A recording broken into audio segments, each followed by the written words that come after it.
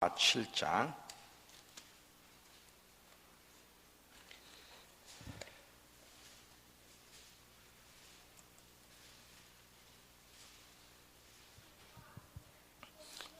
자 1절서부터 17절까지 좀 긴데 한번 쭉 부지런히 읽을게요. 사무엘하 7장 1절부터 17절까지. 여호와께서 주의 모든 원수를 무찌르사 왕으로 궁에 평안히 살게 하신 때에 왕이 선지자 나단에게 이르되 볼지어다 나는 백향목궁에 살거늘 하나님의 괴는 휘장 가운데 있도다. 나단이 왕께 아뢰되 여호와께서 왕과 함께 계시니 마음에 있는 모든 것을 행하소서 하니라. 그 밤에 여호와의 말씀이 나단에게 임하여 이르시되 가서 내 종 다윗에게 말하기를 여호와께서 이와 같이 말씀하시되 내가 나를 위하여 내가 살 집을 건축하겠느냐? 내가 이스라엘 자손을 애굽에서 인도하여 냈던 날부터 오늘까지 집에 살지 아니하고 장막과 성막 위에 다녔나니 이스라엘 자손과 더불어 다니는 모든 곳에서 내가 내 백성 이스라엘을 먹이라고 명령한 이스라엘 어느 지파 가운데 하나에게 내가 말하기를 너희가 어찌 나를 위하여 백향목집을 건축하지 아니하였느냐고 말하였느냐. 그러므로 이제 내 종 다윗에게 이와 같이 말하라. 만군의 여호와께서 이와 같이 말씀하시기를 내가 너를 목장 그 양을 따르는 데서 데려다가 내 백성 이스라엘의 주권자로 삼고 내가 가는 모든 곳에서 내가 너와 함께 있어 내 모든 원수를 네 앞에서 멸하였은즉 땅에서 위대한 자들의 이름같이 내 이름을 위대하게 만들어 주리라. 내가 또 내 백성 이스라엘 위하여 한 곳을 정하여 그를 심고 그를 거주하게 하고 다시 옮기지 못하게 하며 악한 종류로 전과 같이 그들을 해하지 못하게 하여 전에 내가 사사에게 명령하여 내 백성 이스라엘을 다스리던 때와 같이 아니하게 하고 너를 모든 원수에게서 벗어나 편히 쉬게 하리라. 여호와가 또 내게 이르되 여호와가 너를 위해 집을 짓고 내 수완이 차서 내 조상들과 함께 누울 때에 내가 내 몸에서 날 내 씨를 네 뒤에 세워 그 나라를 견고하게 하리라. 그는 내 이름을 위하여 집을 건축할 것이요 나는 그의 나라 왕위를 영원히 견고하게 하리라. 나는 그에게 아버지가 되고 그는 내게 아들이 되리니 그가 만일 죄를 범하면 내가 사람의 매와 인생의 채찍으로 징계하려니와 내가 네 앞에서 물러나게 한 사울에게서 내 은총을 빼앗은 것처럼 그에게서 빼앗지는 아니하리라. 네 집과 네 나라가 내 앞에 영원히 보존되고 네 왕위가 영원히 견고하리라 하셨다 하라. 나단이 이 모든 말씀들과 이 모든 계시대로 다윗에게 말하니라. 아멘. 자, 우리 이 다윗에 대한 이야기를 계속하고 있는데 오늘도 이 다윗에 대한 이야기, 특별히 다윗이 성전을 건축하려는 이 장면 속에서 하나님이 다윗에게 가르쳐 주신 중요한 교훈이 있어요. 기독교가 뭐냐? 하나님 앞에 성공자로 쓸 거냐 실패자로 쓸 거냐는 이 성전 건축의 장면 속에서 하나님이 가르쳐주는 교훈을 올바로 이해하고 따르냐 따르지 않느냐에 따라서 하나님 앞에 성공자로 쓸지 실패자로 쓸지가 결정된다는 걸 잊지 마세요. 아주 중요한 얘기를 할 텐데 그 전에 전 시간의 이야기를 조금 다시 한번 반복 설명하고 그럼 오늘 또 말씀을 또 전하도록 하겠습니다. 자, 이제 다윗이 왕으로 세움 받았어요. 오랫동안 기다린 결과 하나님이 다윗을 이제 이스라엘 왕으로 세워 주셨는데 이스라엘 왕으로 세움 받은 이후에도 다윗은 계속 기도의 사람으로 살았고 하나님의 주권을 인정하며 하나님의 다스림을 받는 자로 자기를 두었던 것을 보게 돼요. 자, 왕이 뭐예요? 다스리는 자예요. 근데 다윗은 명령하고 다스리는 자로 서 있기보다는 하나님의 명령을 받는 자로 하나님의 주권 아래 자신을 두었다고 하는 사실을 기억하셔야 돼요. 이게 굉장히 중요한 거예요. 지금 여러분 사무엘 7장을 읽어보면 하나님이 다윗을 향해서 뭐냐면 왕 다윗 이러지 않고 내 종 다윗 이래. 왕이 됐는데도 하나님은 다윗을 향해서 저는 내 종이라는 거예요. 그럼 누가 왕이고 누가 주인이라는 거예요? 하나님이. 자, 잘 들어보세요. 다윗은 분명히 하나님께로부터 왕으로 세움 받았어요. 왕으로 세움 받아서 명령할 수 있는 자인데도 불구하고 명령하는 왕으로 살기보다는 하나님을 왕으로 인정하고 하나님의 명령에 수행하는 위치에 자기를 두며 살았던 것을 보게 돼. 그래서 실제로 모든 상황마다 자기의 머리나 전략이나 사람들의 의견을 따라서 어떤 일을 한 것이 아니라 모든 일에 자기가 고백한 대로 하나님께 묻고 주인에게 묻고 왕에게 묻고 그분의 명령을 기다리고 그 명령이 떨어질 때 그대로 순종하면서 하나님을 정말 왕으로 인정했고, 이럴 때 하나님이 놀랍게 승리하게 하셨어요. 잘 들어보세요. 이 말을 어떻게 풀어가는가 잘 봐요.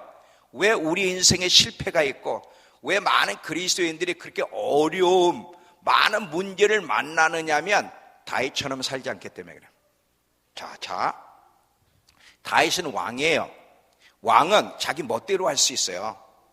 근데 다윗은 왕이지만 자기 멋대로 그리고 명령하는 자로 살아가기보다는 하나님을 왕으로 인정하고 그 하나님의 지시와 인도를 따라서 하나님이 주신 왕권을 사용하기를 원했어요. 그래서 모든 일에 있어서 머리를 쓰거나 사람들에게 물어보거나 인간적인 전략을 가지고 하는 것이 아니라 왕 대신 하나님을 추상적으로가 아니야. 우리는요, 하나님을 우리의 왕이라고, 그리고 하나님의 주권을 우린 인정합니다라고 고백해. 주권이 뭐야? 하나님이 다스린다 이거예요.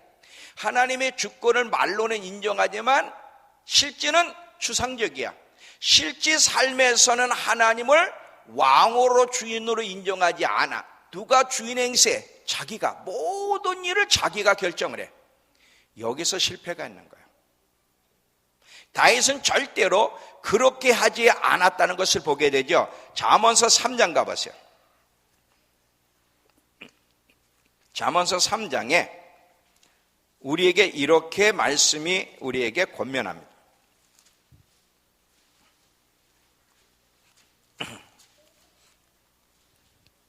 잠언서 3장 5절 6절.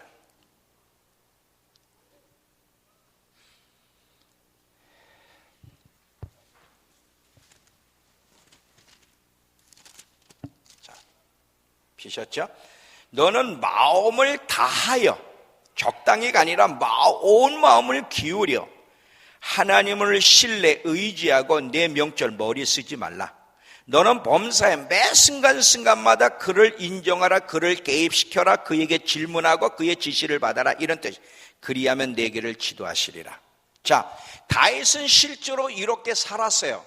왕임에도 불구하고 자기 멋대로가 아니라 오히려 하나님을 자기의 실질적인 왕으로, 자신에게 명령을 내리고 자신의 모든 삶을 통제하고 다스리고 주관하시는 분은 하나님이라는 사실을 정말 인정하고 매 순간마다 그분께 질문하고 그분의 명령을 기다렸어요. 이게 다윗의 생애예요. 그래서 다윗에게는 하나님이 함께 하셨고 다윗은 전쟁에 늘 승리가 있었던 거예요. 근데 우리는 왜 그게 안 되죠?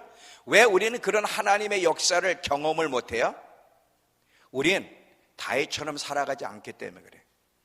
모든 일을 다 자기가 결정해요. 물론 기도도 해요. 기도도 하는데 잘 봐요. 자신의 계획을, 자신의 비전을 내려놓고 하나님이 나를 향한 비전, 하나님이 나를 향하는 계획이 뭔지를 알고 그 계획을 쫓아가려는 마음으로 기도하는 게 아니라 하나님의 뜻이, 하나님의 계획이 뭔지를 알려고 기도하는 게 아니라 여전히 자기 계획을 세워놓고 이곳에 하나님이 동의해 주시고 응답해 달라고 기도하는 거지 하나님의 뜻을 묻기 위해서 기도하는 게 아니기 때문에 문제가 일어나는 거예요.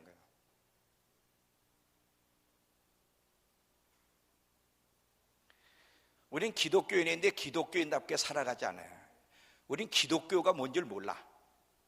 그냥 하나님을 믿는다고 얘기하고 하나님의 소리를 듣고 하나님 아버지를 부르고 예배드리면 다 그게 기독교고 기독교인이라고 생각해. 근데 진정한 기독교가 뭐고 기독교인이라는 게 무슨 뜻인지를 올바로 아는 사람들은 많지 않아요.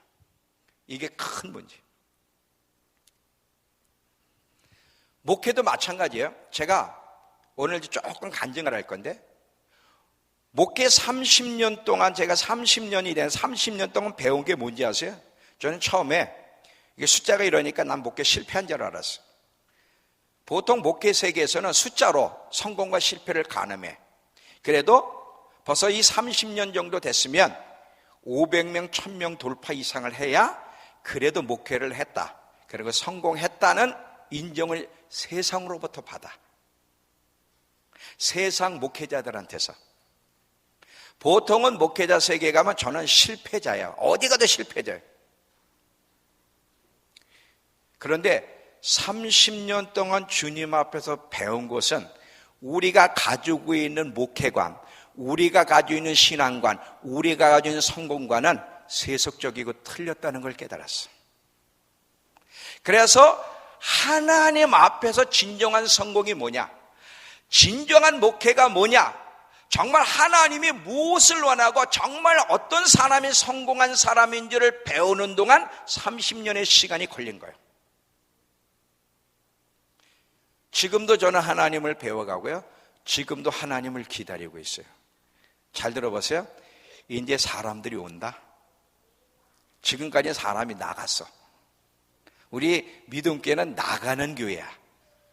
나갈 사람 다 나갔어. 이제 온다 그러시는 거예요.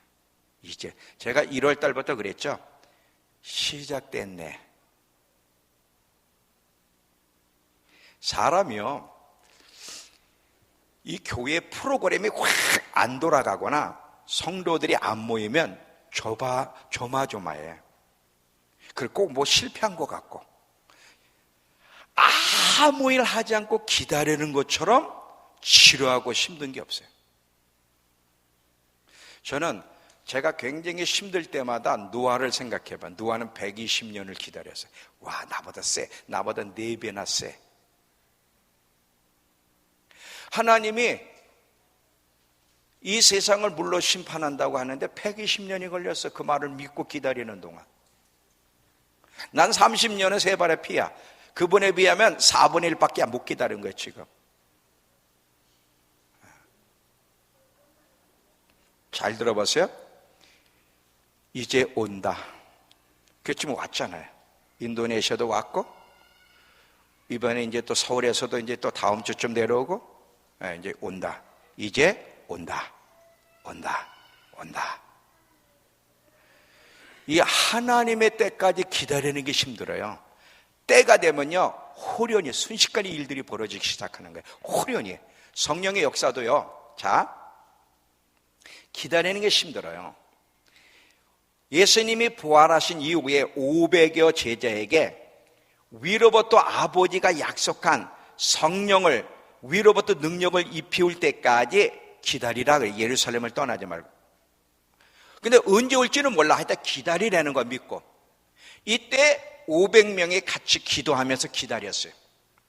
막상 성령님이 임하시는 오순절날 마가다락방에는 120명만 있었고 380명은 갔어요. 어딘가 갔어요. 끝까지 믿고 하나님의 때를 믿음으로 기다린 120명에게 성령이 임하고 그들이 세계를 움직였어요. 똑같아. 기다리는 시간은 길고 지루하고 힘들지만 때가 되면 호련히 갑자기 역사가, 갑자기 일이 터지기 시작해요. 갑자기. 그걸 여러분들이 아셔야 돼요.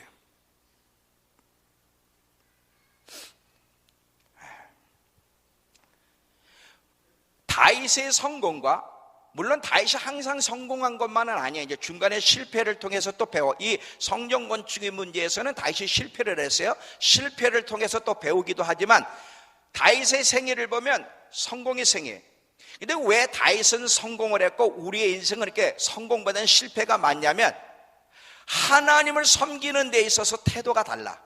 그는 하나님을 실제로 주인으로 인정하고 주인에게 모든 걸 질문하고 주인의 지시를 기다리고 주인의 지시를 따라 움직였다면 우리는 아니야. 다 우리가 우리의 방법과 우리의 때 모든 것을 우리가 주도하고 있기 때문에 실패하는 거예요. 근데 우리의 삶에서만 그러는 게 아니에요. 하나님을 섬기는 데 있어서도 누가 주도를 하면 우리가 주도를 해요.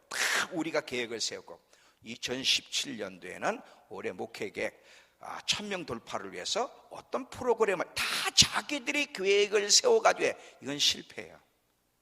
설령 1000명 돌파가 됐어도 이것은 하나님 앞에 실패야. 왜 그런지를 이제 풀어갈 테니까 잘 들어보세요. 진짜 기독교가 뭐냐? 하나님이 인정하는 섬김, 성공이 뭔지를 똑바르게 배워야 돼요. 다윗은 철저하게 하나님 중심의 삶을 살았고 예배 중심에 산 사람이 다윗이고 자기만이 아니라 백성도 그렇게 살기를 원했고 자기 후대의 왕들도 자기처럼 하나님 중심 예배 중심을 살기를 그렇게 간절히 열망했던 사람이 다윗이야. 그래서 다윗이 그것을 위해서 뭐를 예루살렘에 가져왔지? 저번 시간에 법궤를. 자, 다윗이 이 법궤를 예루살렘을 수도로 세우고 그리고 예루살렘에 법궤를 가지고 왔어요. 이건 굉장히 의미가 있는 거예요. 법궤는 하나님의 임재를 상징하는 거예요. 하나님의 임재를 상징하는 법궤를 예루살렘 자기 성이 있는 수도 예루살렘에 모셔온 것은 뭐를 고백하느냐면 잘 봐요.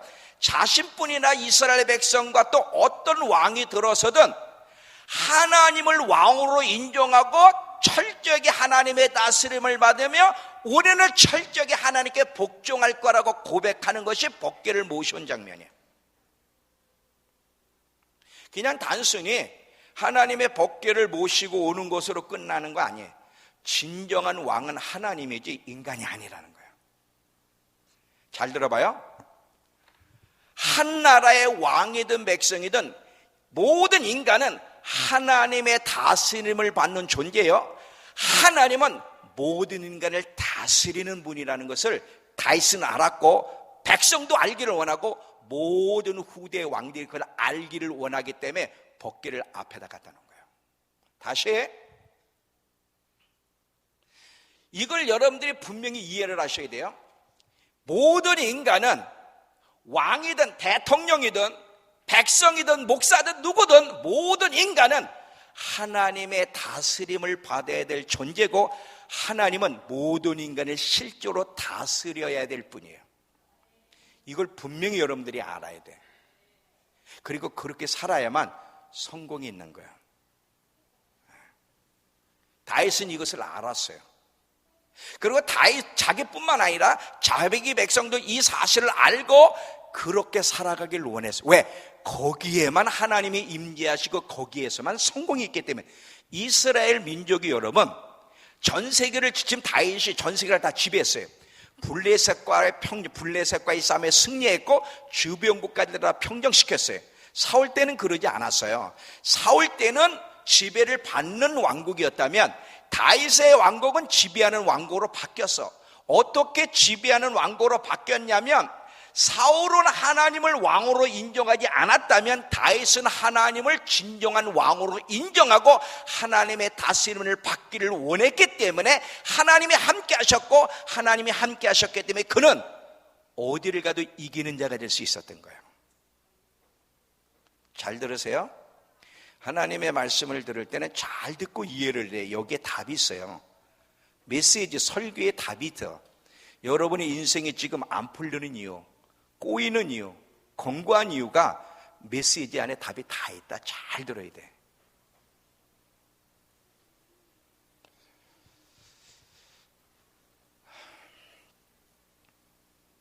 우리도 성공할 수 있어요. 우리 그리스도인들, 성공은 단순히 성공할 때 돈 얘기하는 게 아니라 그랬어요. 영적으로든 영적 전쟁이든 삶에서 하나님이 함께 해주신다는 건 추상적인 얘기가 아니에요. 제가 늘 기도하면서 하나님이 함께 한다는 게 뭔지를 세상에 보게 해주세요. 하나님이 함께 할 때 실제로 어떤 일이 일어나는지. 자, 요셉에게 하나님이 함께 하실 때 보디발이나 세상 사람들이 봤습니까? 안 봤습니까? 봤죠? 하나님이 함께 하실 때 증거가 있단 말이지. 헬로우. 자, 초점을 세우시고.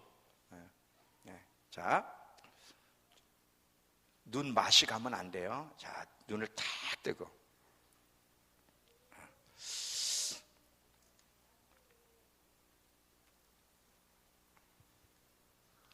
하나님이 함께 하신다. 우리 말 많이 해. 하나님이 함께 하셔.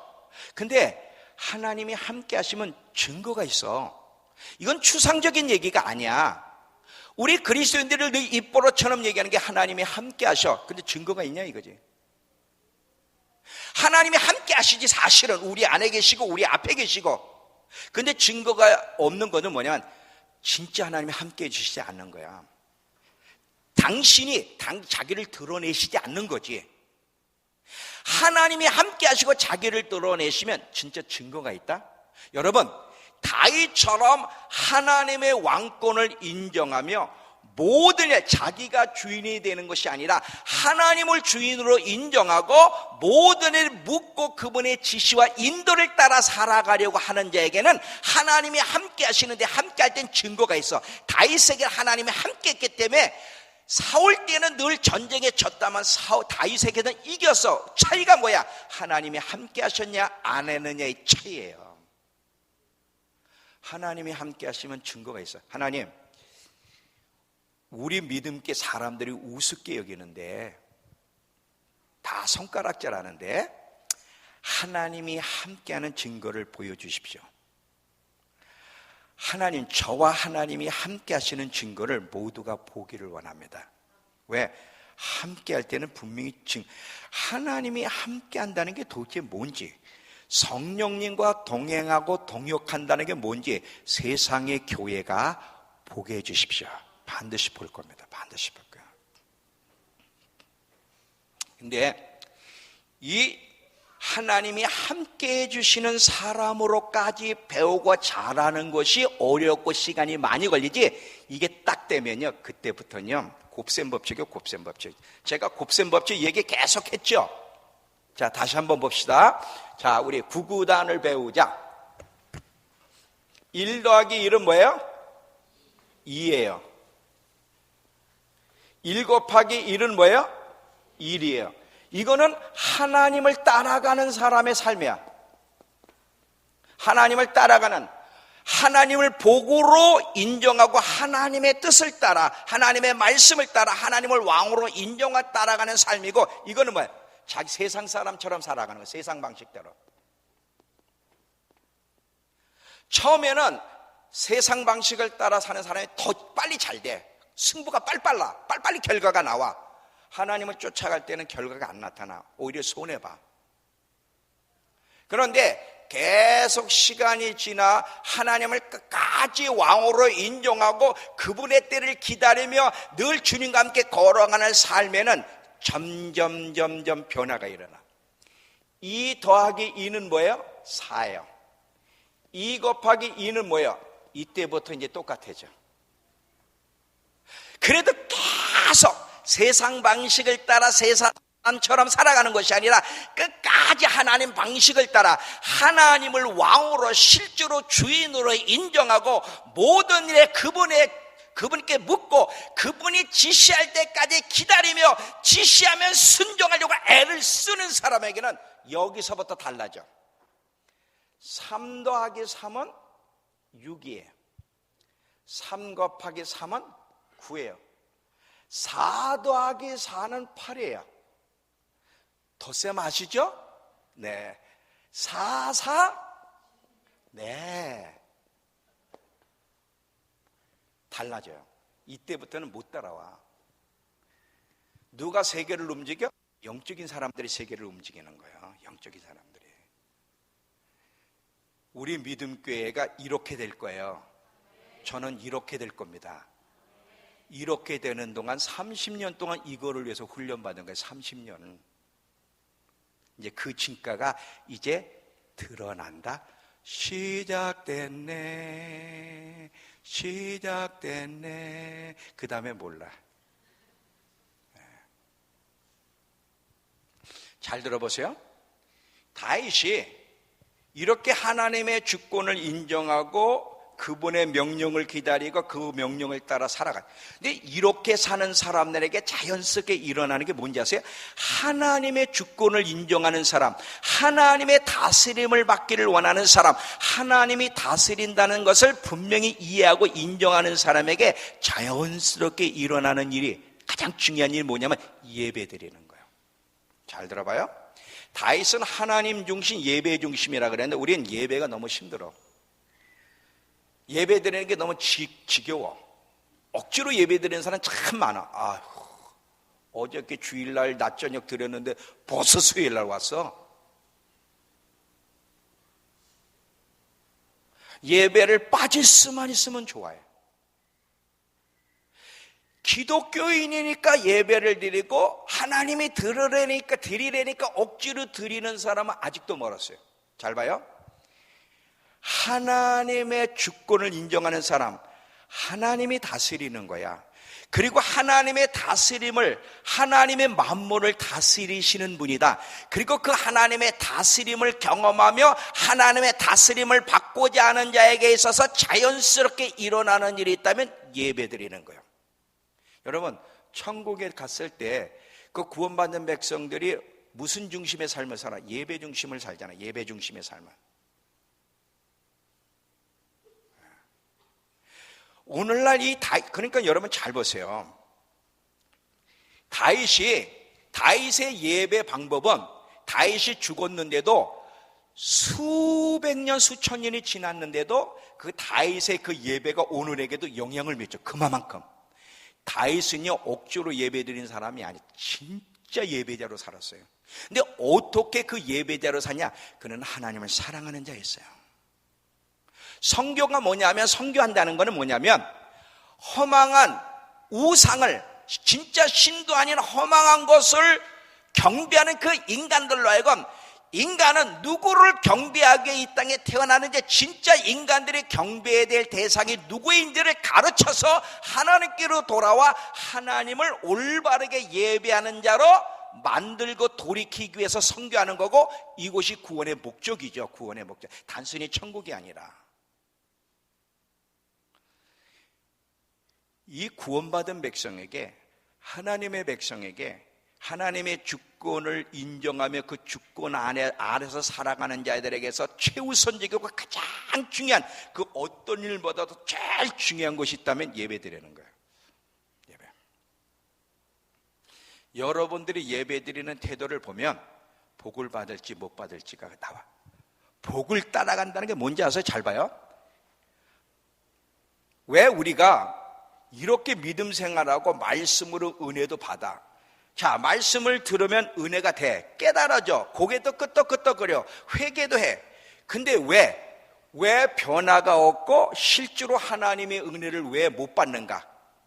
이해도 되고 고개도 끄덕거렸고 회개도 했는데 왜 변화가 없고 은혜를 왜 못 받는가? 이번 주일 낮 예배를 기대하시라. 그때 얘기해 줄게. 그때 왜 그런지. 이 곱셈 법칙은 여러분 무슨 어떤 학자의 이론이 아니에요. 하나님의 말씀이에요. 실제로 이런 일, 여러분 하나님을 복으로 인정하고 하나님을 따라간 사람 가운데 이런 일을 경험하지 않은 사람들이 있습니까? 없잖아요. 다 이 경험이에요. 왜 우리는 이걸 경험을 못해? 입으로는 고백할지 모르지만 실제로는 그렇게 안 사는 거야. 하나님은요, 정확한 보신 분이에요. 마음과 뜻과 의도와 동기를 보시는 분이, 우리가 입으로 아무리 하나님은 주 다스리시네 노래 아무리 해도 실제로 그렇게 살지 않는 자에게는 하나님의 역사는 없어요. 행동을 그렇게 해야 돼. 실제로 삶이 그래야 돼. 실제로. 예배를 귀하게 여기지 않는 사람들, 우선순위가 뒤틀린 사람들, 예배와 세상의 삶을 뒤바꾼 사람들, 이런 사람들에게는 어려움과 공고가 많이 따라와요. 잘 봐요. 아담이 범죄하기 전에 늘 하나님을 주인으로 인정하고 늘 하나님과의 교제 속에 예배자로 살 때 아담에게 부족한 것이 있었습니까? 없었어요. 근데 아담이 하나님을 하나님으로 인정하지 않고 자기를 하나님으로, 자기가 하나님이 되고자 하면서 하나님을 예배하던 삶을 버렸을 때 아담과 하와에게 뭐가 찾아왔어요? 저주가 찾아왔어요. 지금도 마찬가지예요. 내가 너희 앞에 생명과 사망과 복과 저주를 두었으니 선택하는 거야. 우리가 선택하는 거야.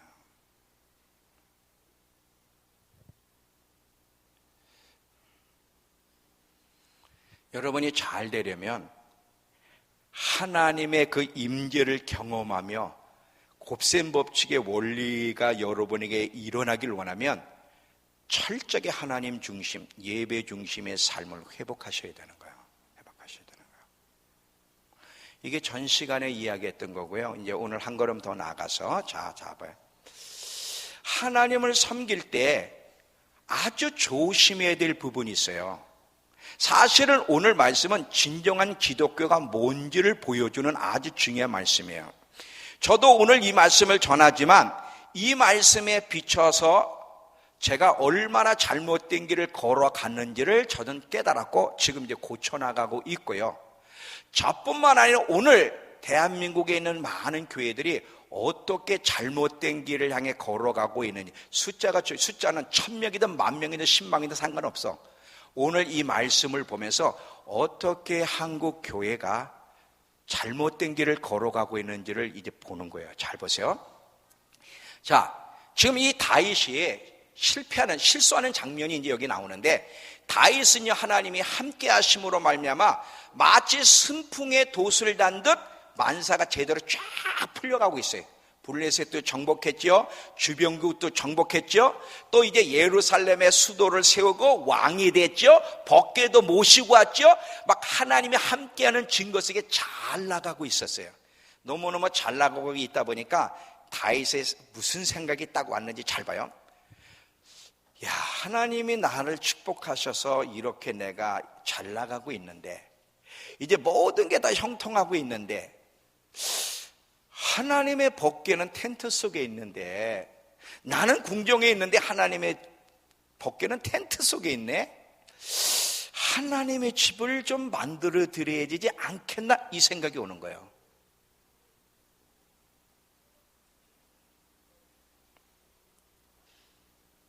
그러면서 자기 마음속에 있는 것을 나단 선지자와 의논해. 내가 하나님의 성전을 좀, 하나님을 돕고 싶은 마음이 일어나는 게 지가 지금. 자, 아까 지금 하나님이 여기서 사무엘하 7장에서 나단을 통해 계속 얘기하는 게 내종 다윗. 그러면 다윗은 종이잖아. 그럼 누가 먼저 이야기해야 돼? 누가 먼저 계획을 보여주셔야 돼? 주인이. 근데 다윗이 지금 자기가 먼저 지금 하나님을 위해서 성전을 좀 지어야 되지 않겠어? 이렇게 나오는 거예요 지금. 그 얘기를 나단에게 얘기했더니 나단이 기도도 해보지 않고 너무 기뻐하면서 열렬히 칭찬하는 거야. 하나님이 왕과 함께 하시니 그 하나님의 뜻입니다. 자, 사무엘하 7장 가보세요. 사무엘하 7장 3절이에요. 사무엘하 7장 3절. 자, 1절부터 그냥 3절까지 읽을게요. 여호와께서 주의 모든 원수를 무찌르사 왕으로 궁에 평안히 살게 하신 때에 왕이 선지자 나단에게 이르되 볼지어다 나는 백향목궁에 살거늘 하나님에게는 휘장 장막 가운데 있도다. 텐트 속에 있다는 거죠. 나단이 왕께 아뢰되 여호와께서 왕과 함께 계시니 마음에 있는 모든 것 그대로 소원대로 하십시오. 얼마나 좋은 생각입니까? 자, 여기서 이제 깊이 풀어가기 전에 또 뭘 먼저 딱 타치를 하고 지나가야 되냐면, 하나님이 다윗을 세우신 이유를 먼저 얘기해야 돼요. 하나님이 다윗을 세우신 이유와 우리를 또 이 땅에 예수 믿게 하시고 남겨놓으신 이유도 다 똑같아요. 하나님이 다윗을 왕으로 세우신 이유는 주변 국가와 같은 그런 왕을 원하시기 때문에 세운 것이 아니라, 다윗을 왕으로 세우신 이유는 뭐냐면, 이 세상을 다스리는 주권자가 계신데 그분이 누구인지를 세상에 드러내라고. 자, 잘 봐요. 지금 하나님이 다윗을 왕으로 세우시고 주변 나라를 정복하게 하셨어요. 다윗에게 나라를 주시고 왕으로 주시고 주변 나라를 정복하게 하신 것은 자기의 세력을 과시하게 하기 위해서가 아니라, 진짜 이 세상을 다스리는 분이 계신데 그가 누구냐? 하나님이란 사실을 다윗이 자기 왕국과 자기 왕권을 가지고 그것을 드러내라고 다윗을 세우셨다. Understand? 우리 모두는 이 세상에 하나님이 어디 있냐고 하는 이 세상에 향해서 하나님이 지금도 살아계시고 하나님이 다스리고 계시다, 하나님이 진정한 왕이시다, 하나님이 주권자다, 그 왕이 오신다는 것을 드러내게 하시기 위해서, 증거하기 위해서 우리가 이 땅에 존재하는 거예요.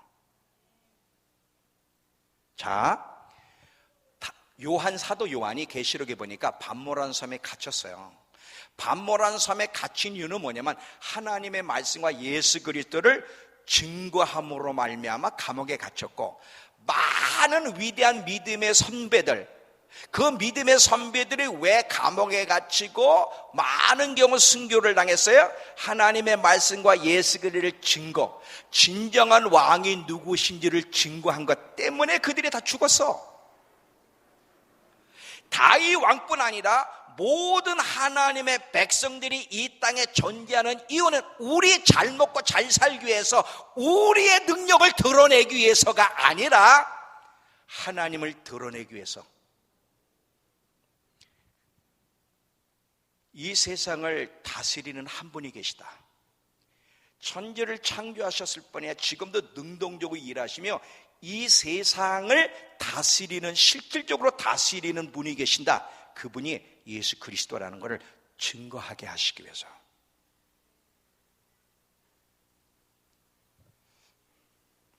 하나님이 다윗을 왕으로 세우시고 그에게 왕국 건설을 하게 하시고 주변 국가를 지배할 수 있도록 허락하신 그걸 드러내게 하시기 위해서.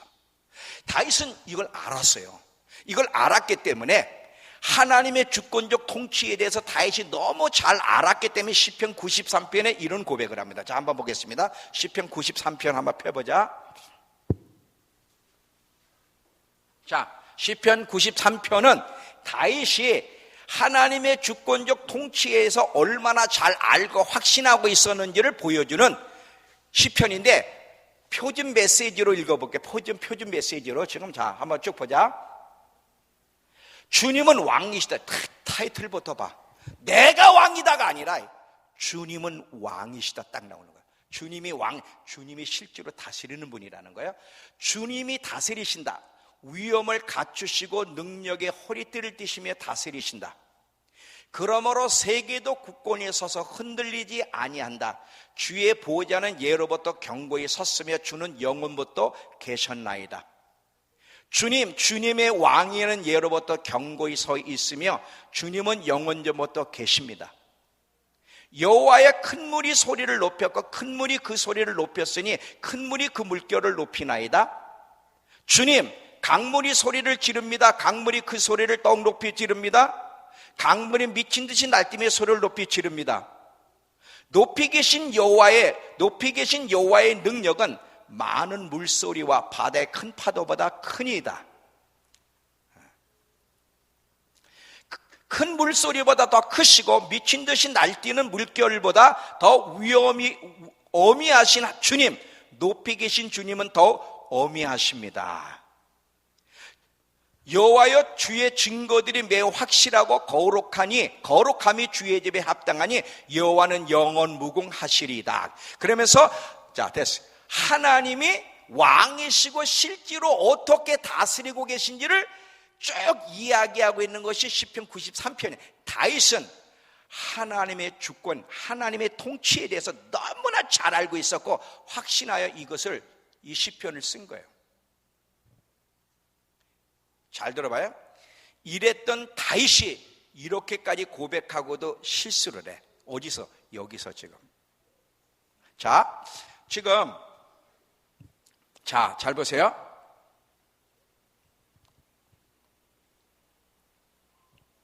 다윗을 하나님이 세우신 것은 진정한 왕, 이 세상을 다스리는 통치자가 있다는 것을 드러내게 하시기 위해서 다윗을 세웠다 그래요. 그리고 지금까지 다윗은 실제로 명령하는 자로서 가는 명령받는 자로, 종으로 순종하는 자로 살겠다고 결심하며 지금까지 살아왔는데, 잘 나갈 때가 조심해야 돼. 잘 나갈 때가. 지금 모든 것이 잘 나가고 나니까 갑자기 무슨 교만한 마음에 딱 드느냐면, 하나님께 묻고 자기의 종이라는 생각을 잊어버리고 갑자기 하나님에서 뭔가 좀 해드리고 싶은 마음이 일어나는 거야. 그러면서 야, 지금 나는 이렇게 말이지, 이게 하나님 앞에 잘 되고 있는데 하나님의 이 언약궤는, 임재상의 언약궤는 텐트 속에 있는데 이거 되겠나? 그래도 하나님에서 성전을 좀 건축하여 하나님의 언약궤가 그 안에 거하게 해야 되지 않겠나? 이것이 하나님이 기뻐하지 않겠나? 그러고 그걸 추진하려고 할 때 나단도 거기에 동의했어요. 그런데 갑자기 밤에 하나님이 스톱!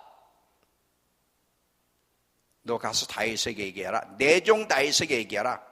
짓지 말라고 해라. 자, 이게 너무 좋은 의도잖아요. 만약에 여러분, 우리가 하나님을 위해서 성전을 짓겠다는데 이게 얼마나 좋은 얘기예요. 그렇잖아요. 자, 만약에 어느 목사님이 성전을 짓고 싶다고 얘기할 때 반대할 사람이 있습니까? 어떤 분이 저한테 그런 얘기를 했어요. 목사님, 저는 목사 이제 보통 70이면 이제 은퇴를 해요. 그래도 목사 은퇴하기 전에 하나님이 목사로 세우셨는데 교회 한 2개 정도는 개척하고 건축도 해야 되지 않겠습니까? 그래야 좀 면목이 있고 하나님이 기뻐할 것 같아요. 제가 처음에 몰랐을 때는 오, 대단하네, 대단해. 그런데 그게 웃기는 소리예요. 그게 웃기는 소리라니까. 하나님이 지라 그래야 지는 거지. 누가 주권자인데? 하나님이 주권자인데. 자, 잘 들어봐요. 지금 만약에 여러분 교회에서 어느 성도가 목사님, 우리 교회에 이렇게 열악하고 막 성도들이 막 몰려오는데 교회를 한 2배 정도 줘야 되지 않겠습니까? 자, 제가 헌금을 해서 교회를 한 2배 정도 줬으면 좋겠는데, 자, 이럴 때 목사님이 기쁨이 있을까 없을까? 너무 기쁠 거 아니에요. 막 박수치고 하나님이 이제 일하시네. 너무 기뻐하고 사랑스러울 거 아니에요.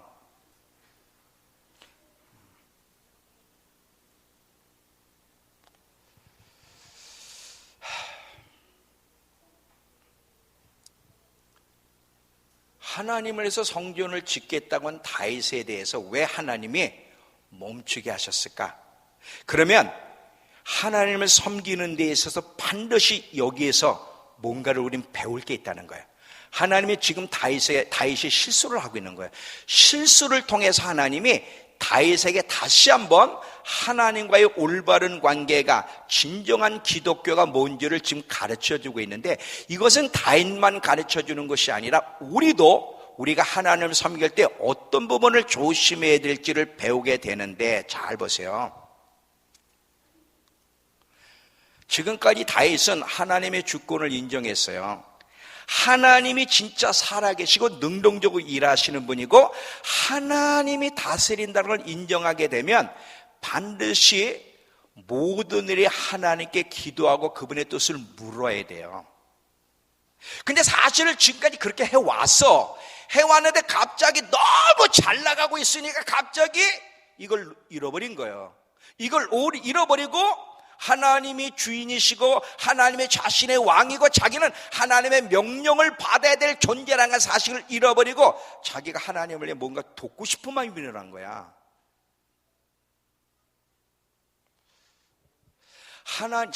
하나님을 섬기는 데 있어서 중요한 것은요,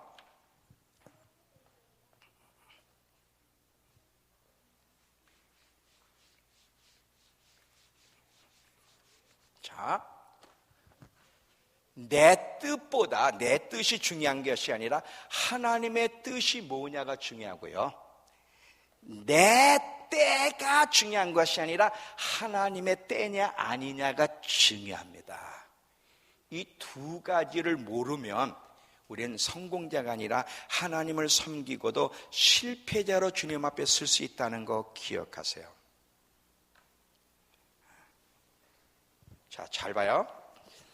여러분 사무엘하 7장을 읽어보세요. 사무엘하 7장을 제가 오늘 설교하는 걸 잘 듣고 사무엘하 7장을 잘 읽어보시면 이제 여러분, 하나님을 섬기는 데 있어서는 우리가 어떤 부분을 조심해야 되는지를, 하나님의 주권, 하나님이 통치하신다, 하나님이 실제로 다스린다, 우리는 하나님의 다스림을 받는 존재라고 말할 때는 구체적으로 어떤 식으로 신앙생활하고 반응해야 되는지를 배워야 되는데, 하나님을 위해서 아무리 거창한 계획이라도 인간이 세운 계획대로 추진하게 되면 우리를 향해서 계획하신 하나님의 일이 굉장히 크게 지장을 받을 수도 있다는 거 잊지 마세요. 왜냐하면 하나님은 우리를 향한 당신의 계획을 이루어 가시는데 다 아무 때나 하는 게 아니라 다 때가 있는 거야. 때가 있는데 우리는 때가 없잖아. 우리가 하나님의 일이라고 하여 우리가 계획해서 우리가 추진하려고 한다면 하나님이 우리를 향한 당신의 계획을 이루어가는 데 있어서 많은 경우 방해를 놓을 수 있다는 사실을 기억해야 돼. 하나님이 나단 선지자에게 니네가 지금 생각하고 있는, 잘 봐요, 다윗이 하나님의 성전을 짓고 싶다고, 나쁜 게 아니에요. 하나님도 기뻐하셨어요. 그리고 사실 다윗이 솔로몬을 통해 짓겠다고 말씀하셨을 때 다윗은 솔로몬이 성전을 잘 지을 수 있도록 모든 자재를 다윗이 준비했거든. 근데 문제는 뭐냐면 하나님을 섬기는 데 있어서 다윗은 하나님의 때에 대한 이해가 없었고 그분이 주인이시기 때문에 그분께 질문하고 그분의 명령을 받아야 된다는 사실을 놓친 거예요. 나단도, 지금 다윗이 하나님에서 성전을 짓겠다 그럴 때 나단도 동의를 했어요. 둘 다 묻지 않았어. 왜? 이건 당연한 거야. 근데 하나님이 당연한 게 아니라 스톱을 시키시면서 나단 선지자를 통해 다윗에게 가서 이렇게 말을 해라, 이렇게 가르쳐라, 나를 섬기는 데 있어서 네가 반드시 배우고 숙지해야 될 것이 무엇인지를 가르쳐주라고 하면서 이야기한 것이 지금 우리가 읽은 사무엘상 7장 1절부터 17절까지 이야기해요. 이거를 한번 우리 글로 보겠습니다. 제가 이 부분을 요약을 해가지고 이렇게 글로 썼어요. 여러분이 이 내용을 읽고 집에 가서 이제 1장, 사무엘하 7장을 쭉 읽어보시기 바랍니다. 허리 좀 펴고 눈 힘을 줘. 눈꺼풀이 내려가 이러고 있어. 이러고.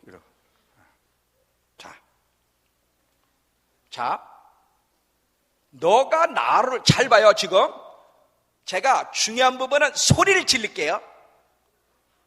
너가 나를 위해 집을 짓는 것이 아니라 내가 너를, 잘 봐, 지금 이 단어들을, 내가 너를 위해 집을 세운다. 내 왕국은 너가 나를 위해 세우는 것이 아니라 너가가 아니라 내가, 이거 계속 지금 네가 주도를 하려고 하는데 아니야. 네가 주도하는 게 아니야. 내가 주도하는 거야. 내가 너를 통해 내 왕국을 세운다. 너가 나를 위해 무엇을 하는 것이 아니라 내가 너를 위해서 내 일을 하는 거야. 너의 힘으로 만약에 건축을 계획하고 그걸 시작하도록 내가 허락한다면 어떤 결과가 주어지냐면, 예루살렘은 너의 건축 프로젝트가 진행되는 동안 사람들의 관심이 너가 하는 일에 집중될 것이고 너를 높일 것이라. 와, 우리 다윗 최고야, 우리 왕 다윗님 최고야, 막 하나님에서 저렇게 일을 하시네. 다윗에게 초점이 맞춰지는 거예요. 사람들은 내가 하나님이 하는 일에는 무관심, 관심이 없어질 것이다. 이것은 옳지 않다. 너의 왕국은 내 왕국이기 때문에. 이해가 되세요 지금? 우린 반대로 한단 말이지. 우리 실수를 해 지금. 내가 그래도 주님에다 내가 이런 식이란 말이지. 그러다 보니까 누가 높아져? 자, 교회에서 누구 이름이 오가? 교회에서 누구 이름이 오가고 누가 높아져? 목사님이 높아지잖아. 그리고 또 이렇게 가르쳐. 전도하러 다닐 때 전도하면서 교회 자랑하라고, 목사님 자랑하라는 그 소리 들었어요, 안 들었어요? 교회 자랑하고 목사님 자랑해야 된다고. 이게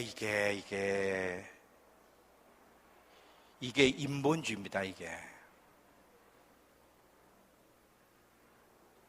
교회에서 거의 누가 주목을 받아?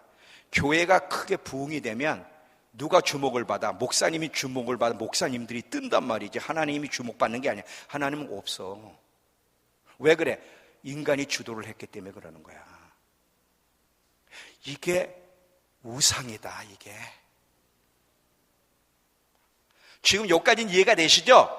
자, 계속 나갑니다. 태영아, 넘기자. 왕국의 왕은 너가 아니라 나다. 사람들로 하여금 내가 하는 일에 주목하게 하는 것이 아니라 내가 하는 일을 그들이 알아볼 수 있도록 하는 것이 바로 내가 너를 세운 목적이라는 거야. 다윗아, 너를 세운 목적은 백성이 너에게 주목하게 하기 위해서가 아니라 너를 통해 하나님이 어떤 일을 하시는지를 백성으로 하여금 하나님께 주목하게 하기 위해서 너를 세우는 거라는 거야. 이해가 되시죠? 그래서 나는 내가 목동이던 시절부터 너와 함께하여 인도하였고 너를 왕이 되기까지 인도한 사람은 나지 네가 아니라는 거야. 내가 너와 함께 일하는 것은 내가 하는 것을 잘 보고 마음에 그대로 그리고 따라오라는 거야. 내가 하고 있는 일에 집중하라는 뜻이 아니다. 지금은 때가 아니야. 우선 너와 내가 할 일은 백성들로 하여금 그들 상상력과 삶 속에 이 왕국의 주권자는 다윗이 아니라 바로 하나님이라는 사실을 분명히 알게 하는 것이 네가 이 땅에 존재하는 이유고 내가 하고 싶어하는 의도, 내가 너를 통해 하고 싶어하는 의도가 바로 이거야. 백성들 생각 속에 내가 누구인지를 가르쳐주고 싶은 거야.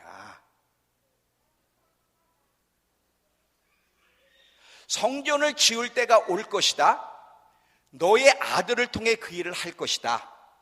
먼저 너의 생각과 너의 습관 속에 내가 너의 주님이라는 개념이 확고하게 먼저 자리를 잡아야 되는 거야. 우리 여러분, 주여 주여하지만 하나님을 주인으로 우리의 삶에 확고하게 인정해? 아니거든. 말만 주여 주여야지. 누가 주인이야? 내가 주인이잖아. 자기 삶에서도 자기가 주인이지만 하나님의 일을 하는데도 자기가 주도권을 잡아. 하나님께 묻고 그분의 지시를 따라 하면서 그분을 드러내기보다, 그러니까요, 교회에서도요, 자기를 드러내고 싶어하는 사람이 있잖아. 헌금 많이 하는 게 나쁜 게 아니에요. 헌금 많이 하든 어떤 모양으로든 내가 이 교회에서 얼마나 큰 일을 하는지 드러내고 싶어하는 사람들이 있거든. 사람이 주목을 받는 것은 하나님의 일이든 그건 실패다. 모든 다윗이 이 땅에 존재하는 이유, 다윗을 왕으로 세우신 이유, 우리 모두가 이 땅에 존재하는 이유는 하나님을 드러내는 거야.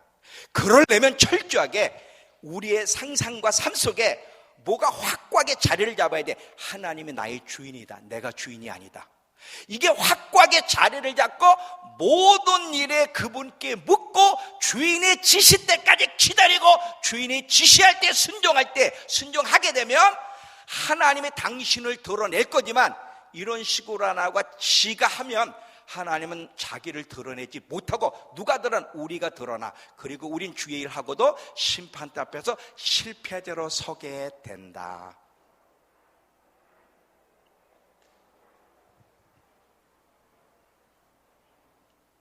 너무 중요한 거예요.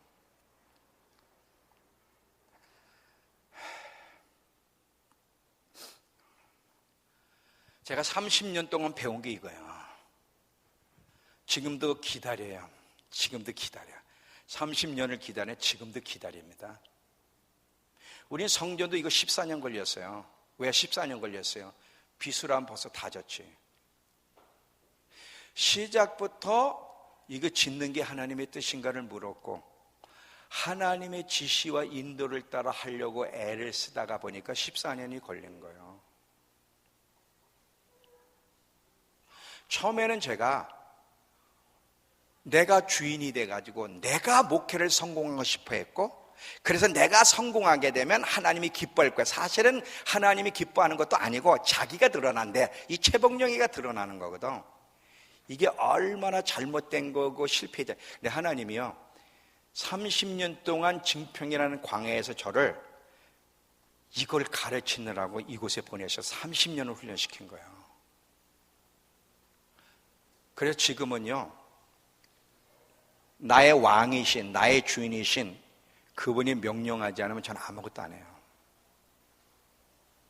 어느 때는 힘들기도 해요. 교회가 뭐가 잘 돌아가야 되니 사람이요 교회가 막 돌아가야 되고 막 프로그램이 있고 막 사람이 모이면 꼭 이게 하나님이 기뻐하고 막 잘 되는 것 같고 이게 하나님에서 제대로 하는 것 같아. 아무 일이 안 돌아가면 꼭 하나님에서 이렇게 제대로 충성 못하는 것처럼 착각에 빠져. 그러다 보니까 막 프로그램이니 많이 뭘 막 돌려야 되고 막 사람 모이게 하려고 전략을 짜야 돼. 이게 하나님이 명령이 떨어질 때까지 기다리는 거. 그런데 사람이 모여 안 오잖아. 이것처럼 힘든 게 없어요. 잘 봐요. 몇 개월 전에 하나님이 저한테 아들아 유튜브에 네 설교 올려라. 요한계시록을 암송시키시고 암송한 다음에 하나님이 하나씩 가르쳐 주시면서 유튜브에 네 설교를 올리고 그리고 계시록뿐만 아니라 지금 내가 너한테 깨닫게 해주고 가르쳐 준 것들을 올려라. 하나님이 지시하셨어요. 그래서 올렸더니 지금 전 세계 사방팔방에서 보고 지금 격려와 위로와 많은 사람이 깨어나가고 계속 전화가 오고 찾아오는 거예요. 이게 그러니까 계속 전화하는 사람들이 뭐라고 그러냐면요 최 목사님 대단 이런 소리 한마디도 안 해. 목사님 메시지를 듣는 순간 너무 회개가 됐습니다. 제가 헛살았다는 걸 깨달았습니다. 지금이 마지막 때라는 걸 알았습니다. 하나님 앞에 어떻게 다 회개하고 하나님 앞에서 잘못 산 거 하나님 앞에 어떻게 살해. 하나님 얘기가 나오지 내 이름이 안 나오더라고. 이게 성공이에요. 이게 성공이에요. 사람이 드러나면 안 돼요. 우린 종에 불과한 거야. 우린 도구야. 잘 들어봐요. 하나님이 모세를 쓰시는데 왜 40살 때 안 쓰고 80살 아무 힘도 없고 이제 광야에서 40년 살다 보니까 이제 말도 안 해. 그냥 말하는 법도 잃어버렸어. 왜 이때 하나님이 모세를 불러 쓰셨을까? 자, 80된 할아버지가 지팡이 들고 왔어. 누구도 주목을 안 해. 누구도 주목을 안 하는데 모세는요 자기가 이미 말도 어떻게 해야 될지 몰라. 그래서 아론을 통해서 지금 바로에게 얘기할 정도로 지금 모세는 무능한 사람이야. 하나님의 명령하는 대로 모세는 그대로 순종을 했는데 막 엄청난 재앙과 기적이 일어나는 거야. 그러다 보니까 애굽 사람들과 이스라엘 사람들이 모세에게 주목해. 하나님께 주목해. 하나님의 위대하심을 보는 거야. 하나님의 어떤 분이신지를. 왜? 모세는 볼 게 뭐가 있어? 할아버지인데.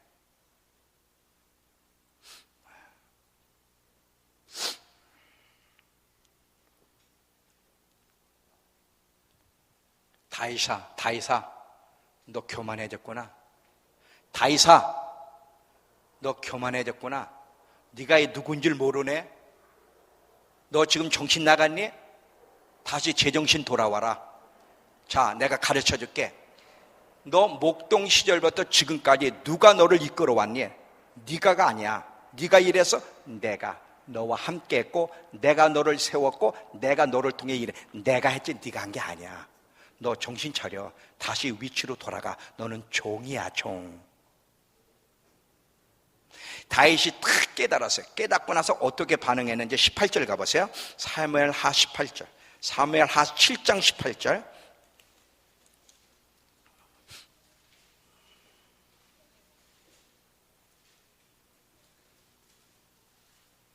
자, 사무엘하 7장 18절. 자, 이제 다윗이 다시 알았어요. 제정신으로 돌아왔어요. 다윗 왕이 여호와 앞에 들어가 앉아서 그랬어. 지금 막 성전을 건축하려고 막 일어서서 막 움직이던 다윗이 앉아서 이르되 주 여호와여, 나는 누구 오며 내 집이 무엇이게 나를 여기까지 이르게 하셨나이까. 자, 다윗 왕이 여호와 앞에 앉았다는 건 뭐야? 어떤 행동하는 일을 멈췄다는 거잖아요. 행동하는 걸 멈췄다는 게 뭐냐? 다윗이 이제야 깨닫고서 왕으로서의 주도권을 포기하는 거야. 운전대를 잡고 있던 다윗이 운전대를 놓고 하나님께 운전대를 드리고 기도하기 시작하는 거예요. 자, 지금 이 하나님이 가르쳐 주기 전에 너무 잘 나가다 보니까 이 순간에 다윗은 무엇으로 생각이 가득 찼냐면 자기 자신과 하나님을 위한 계획도 자기가 세운 계획으로 충만했다면, 가득 찼다면 이제서야 깨닫고 자신을 향한 하나님의 계획에 집중하기 시작하는 거예요. 이게 기독교예요. 자, 우리가 하나님의 일을 하는데 보통은요, 우리의 생각이 뭐로 가득 차냐면 우리의 계획으로 가득 차 있어요. 지금도 여러분 막 이거 해야지, 이거 이렇게 계획이 가득 차 있잖아. 머리통이 아니라 머릿속에 가득 차 있잖아. 우리 머릿속에 뭐가 가득 차? 하나님으로 가득 차 있어야 되는 거야. 다윗은요, 자기 삶에 대해서도 막 계획을 가지고 있고 하나님의 일에 있어도 성전을 짓고 어떻게 이 계획으로 가득 차 있는 거야. 근데 너 정신 나갔니? 너 정신 나갔니? 너 지금까지 누가 인도했니? 지금 누가 주도권을 잡고 있니 너?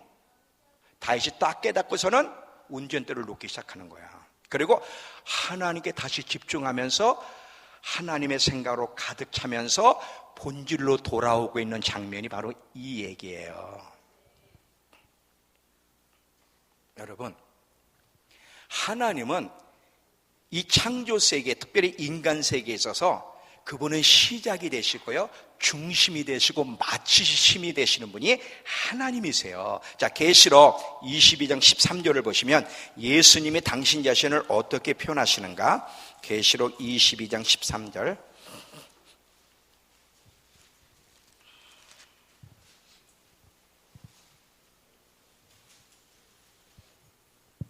계시록 22장 13절.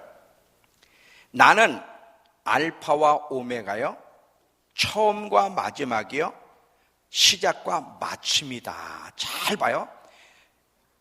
예수 그리스도께서 시작이 되시고 그분이 중심이 되시고 그분이 마침이 되셔요. 우리가 시작이고 우리가 마침이고 우리가 중심이 아니라 예수님이 시작이 되셔야 돼요. 우리 인간 모든 삶에, 영적인 것이든 육지적인 모든 삶에 우리에게 있어서 시작은 주님이에요. 주님이 지시를 해야 돼. 그리고 주님이 중심이 돼야 돼. 그리고 주님으로 맞춰져야 되는 거야. 이렇게 살아갈 때 하나님이 함께 하시고 하나님이 함께 하시는 증거들이 나타나는 거예요. 마치 내시가 왕의 명령을 기다리듯 종이 주인의 명령을 기다리듯 우리는 진정 우리를 다스리는 왕 대신 예수 그리스도의 명령을 기다리고 그분이 명령하면 충성하는 거예요. 그분이 지시하면 달려가는 거예요. 그분이 보여주시면 하는 거예요. 보여주시도 지시도 안 했는데 달려가면 안 되는 거예요. 이해가 되시죠?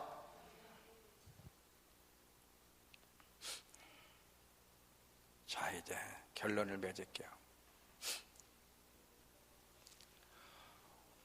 오늘 이 교회는, 한국교회는 상당 부분 하나님을 의지하는 마음을 잃어버렸어요. 하나님의 때를 기다리는 마음도 잃어버렸어요. 하나님의 명령을 받는 자리에서도 떠나버렸어요. 이게 오늘 교회가 가지고 있는 난제요, 문제예요.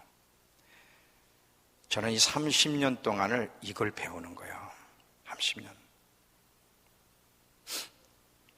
예수님처럼 살아가고 싶고 예수님처럼 사역하고 싶은 거예요. 예수님은 철저하게 자기가 뭔가 시작을 안 했어요. 자, 요한복음 5장 19절. 요한복음 5장 19절.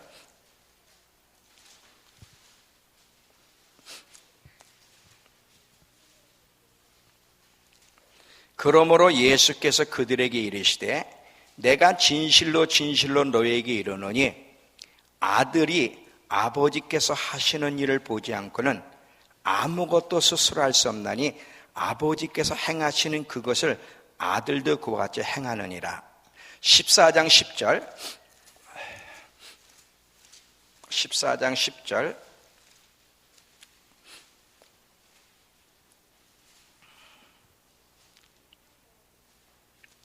내가 아버지 안에 거하고 아버지는 내 안에 계신 것을 네가 믿지 않느냐? 내가 너희에게 이르는 말은 스스로 하는 것이 아니라 아버지께서 내 안에 계셔서 그의 일을 나를 통해 그가 하시는 거야. 자, 여기 보세요. 예수님은 철저하게 자기가 시작하지도 않았고 자기가 중심도 아니었고 자기가 마침이 되지도 않았어요. 아버지의 지시를 기다리는 거야. 그리고 아버지가 늘 그분의 중심이었고 아버지가 마침이었어요. 저도 그렇게 배우고 싶고 그렇게 살고 싶어서 30년 동안을 기다린 거예요. 나의 왕 되신 주님이 제게 명령하기까지는. 잠언서 8장 34절. 잠언서 8장 34절이 뭐죠? 누구든지 내게 들으며 내 문 곁에서 기다리며 문설주 옆에서 기다리는 자는 복이 있나니. 로마서 8장 14절엔 무릇 하나님의 영의 인도함을 받는 그들이 곧 하나님의 아들이라. 나 그렇게 살고 싶은 거예요. 지금도 배워가고 있고요. 앞으로도 배워갈 거예요. 잘 봐요. 심판 때 딱 섰을 때 하나님이 보실 때 너 참 잘했다. 네가 성공자라는 말씀을 들어야 되는데 그 성공자라는 말은 세상 방식을 따라하면 실패자가 되는 거예요. 하나님은 그분 앞에 섰을 때 얼마나 많은 일을 하고 왔냐, 얼마나 많은 열매를 맺었냐를 질문하는 게 아니라 얼마나 많이 나를 의지했느냐, 누구로부터 시작됐니 그 일이. 네 머리, 너 목회 최봉영 믿음교회 목회를 누구로부터 내 지시를 받아 했니? 네 머릿속에서 나왔니? 심판대 앞에서 이걸 질문하는 거예요. 내 머리에서 나왔다면 1000명, 2000명, 10,000명이 돼도 저는 실패자라는 낙인이 찍히는 거예요. 근데 숫자가 없어도 철저하게 그분을 주인으로 인정하고 그분의 명령을 받도록 했다면 숫자와 상관없이 저는 성공자가 되는 거예요. 성공자가. 하나님은 마지막에 누구와 함께 하시고 누구를 통해 쓰십니까? 하나님의 주권을 인정하고 그분의 명령을 기다리고 그분의 명령을 따라 움직이려는 사람을 하나님이 함께 하시고 그를 축복하시고 그를 높이시고 그를 통해 하나님은 마지막을 이루실 겁니다. 우리 증평 믿음교회가 그런 교회가 되기를 축원합니다. 자, 다 같이 일어나세요.